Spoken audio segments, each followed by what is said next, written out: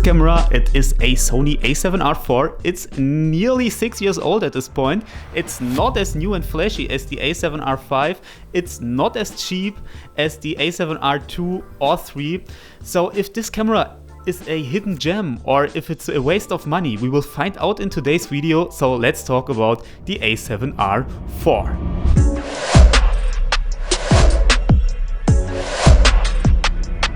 Hello my friends and welcome to this video today, and I genuinely hope that the answer to this question is yes, because I bought this very camera around 1.5 years ago after the A7R V was released and the prices for the A7R IV dropped significantly. And if we want to talk about this camera, I think we want to compare it to something else. This is obviously important to show the benefits or maybe the downsides of this camera, and we could compare it to the older Sony models, like for example the R2 or A7R III. And I talked about the A7R II, for example, a couple of weeks ago in a video. Check that out as well if you're interested in that.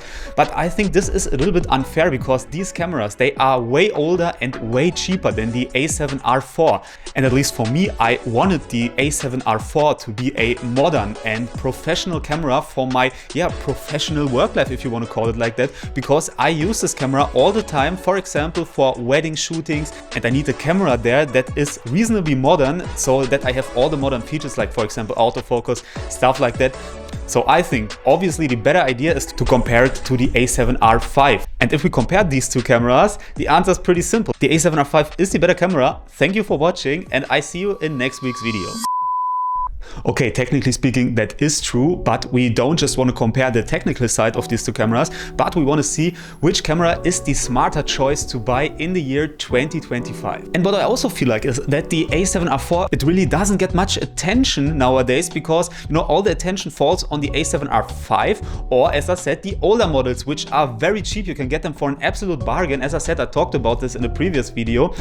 And the A7R IV falls in the middle between these two extremes, basically. For example, a new A7R V will cost you over $4,000 or euros, it doesn't matter in this context, and you can get a used A7R IV for around $1,800 on eBay. But at least for me, I need some warranties with cameras when I buy something. As I said, I use them for my professional work life as well, so I usually do not buy off eBay. So the price for this camera is around $2,300 when you buy from a certified dealer, for example, and you buy a camera in a really good condition. So you can basically say it's half the price of the A7R V. And again, to set the framework here, basically, I use this camera for professional work. So this camera has to work really reliable and really well in order to fulfill my needs, basically. And for the past 1.5 years, it really does so. So this is definitely a positive aspect of this camera. So as I said, I use this camera for wedding and event photography,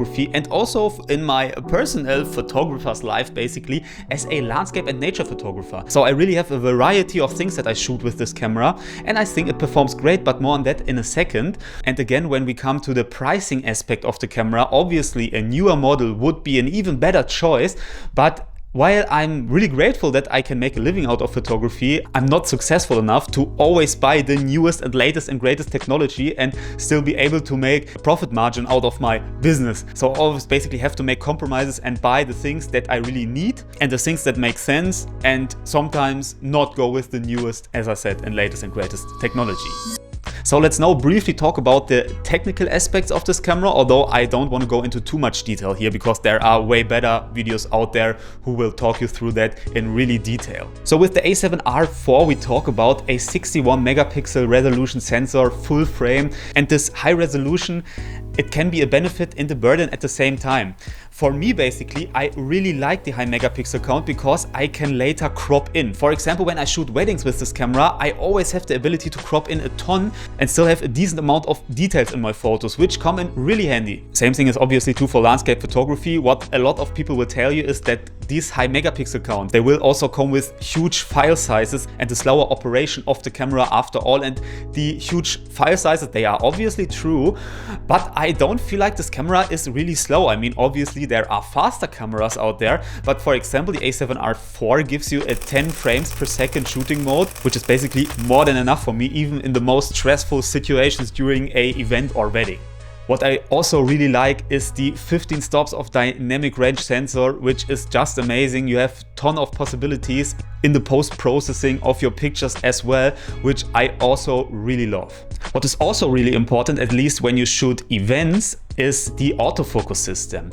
And what I have to say is the autofocus, while it is decently good and it's good enough for my use cases, and I have a really good feeling of how this camera basically performs when it comes to the autofocus, but there are camera systems out there which have way better autofocus nowadays with AI features, stuff like that, which is amazing. This camera will not come with that, and you basically have to decide for yourself if you need something like that. This is something where you will have an improvement with newer models of cameras. Another hugely important thing that this camera has is a dual SD card slots, which older A7R models did not have. And dual SD cards, it is super important for basically everything professional that you can think of. There is nothing worse than losing all your data from a, for example, wedding, something that you cannot repeat. And so dual SD card slots for that use case is basically a must. And this camera has it, which is also really good and really important. What I also found to be astonishingly well is the battery life. I mean, again, it's not the greatest battery life of all cameras, but I'm really stunned by the performance of the batteries, especially for such a high resolution camera and the things that you can do with it. I believe the battery life is pretty good. You don't need to worry about that when buying an A7R IV. So when we talk about the video capabilities of this camera, it's also a little bit more difficult again, because while the quality itself, it is pretty good. You can shoot in S-Log3, which is great, but you only can shoot in 4K 30 FPS, which isn't the biggest downer there. But what is really annoying is, for example, the huge crop that you get on your sensor when you shoot in 4K, which I really do not appreciate. So this camera is not perfectly well suited for video. You can shoot video with it, but I wouldn't necessarily recommend to buy this camera if you shoot a lot of videos and you want to use it for that.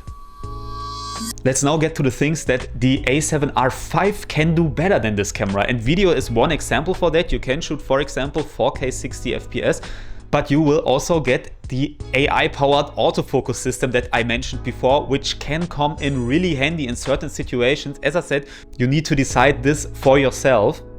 And another thing that the A7R V will do much better is the menu. The menu of Sony cameras, it is infamous for being very difficult and very unintuitive to operate, and this is sadly true, but they kind of fixed this with the newer generations of cameras. But the A7R, it still has the old menu basically, so yeah, this is really not the thing where this camera shines. There are a few more small improvements that the A7R V has. As I said, there are a ton of videos out there which will explain this in more detail. But honestly, these are the most important ones, at least for me, and the list is not so long as you've seen.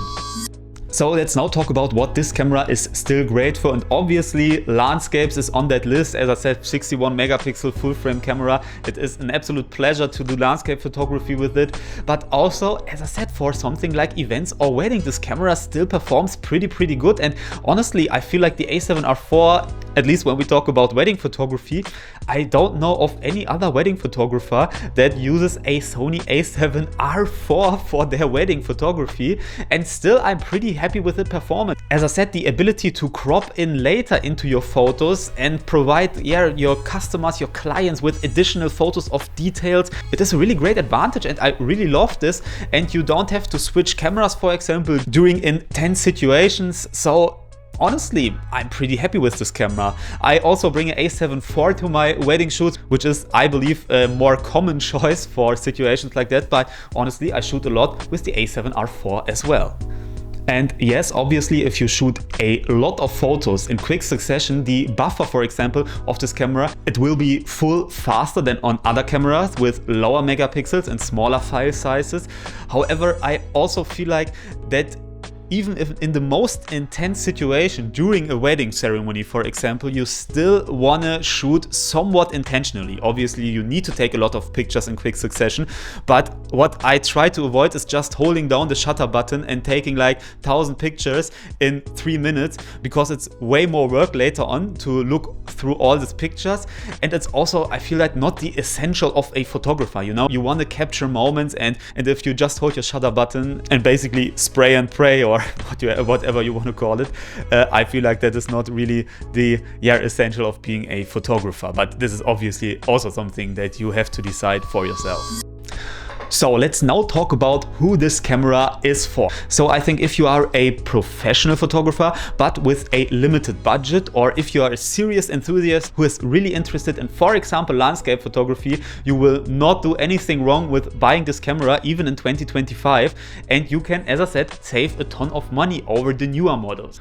So for everything like portraits or architecture, landscape again, products, or if you wanna print your pictures very, very big, then this camera also is a great choice. When we come to the wedding aspect or event aspect of photography, again here, this is something that you have to decide again for yourself if this camera works for you. For me it works well, but everyone is different and everyone shoots events like this differently. So this is something that I will not be able to recommend here to everybody. But you can take a closer look into this camera even if you want to use it for applications like this. Where I would not recommend this camera, for example, is sports photography, because there you will need a very, very fast burst mode and this camera will not provide you with that. So I wouldn't necessarily recommend this camera for sports photography. Same goes for videographer again. The video capabilities of this camera, while they are not bad, it's also nothing that you should be too hyped about. But when you have the camera and you want to take some beautiful videos on the go, you can definitely do that. I do that a lot of times and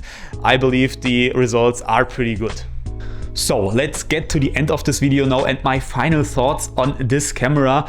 And again, I bought this camera for myself 1.5 years ago, so I might be a little bit biased here, but it performed very well for me. I believe it's also very sturdily built. The quality of the build is very good. I had this in poor conditions like rain, it was wet. I had this in desert-like conditions as well, and the camera performed pretty well. I, for example, lost a lens recently because it was full with sand, but the camera performed pretty well, so I believe it is not outdated in 2025, and it is definitely something that you can look into if you look for a new camera. I believe this is not a perfect beginner's camera. It's too expensive for that, I feel like. But if you're already a serious photography enthusiast and you want to upgrade, for example, from an older model, or you want to get more into the landscape photography field of things, then this camera again is something that you should look into. So again, this is not a camera for everybody out there, but for some people it will be the perfect choice, a great bang for your buck basically. And I feel like this camera deserves a little bit more attention even in 2025. So do you have an A7R IV, or do you have another opinion on this camera than I have? I would love to hear it from you. Drop a comment down below, that would be amazing. If you enjoyed this video, thank you so much for tuning in today. Maybe you want to leave a like or even a subscription, that would be amazing. But for now, I wish you a great day. I wish you a great week, and I hope I see you in next week's video. So see you then and goodbye.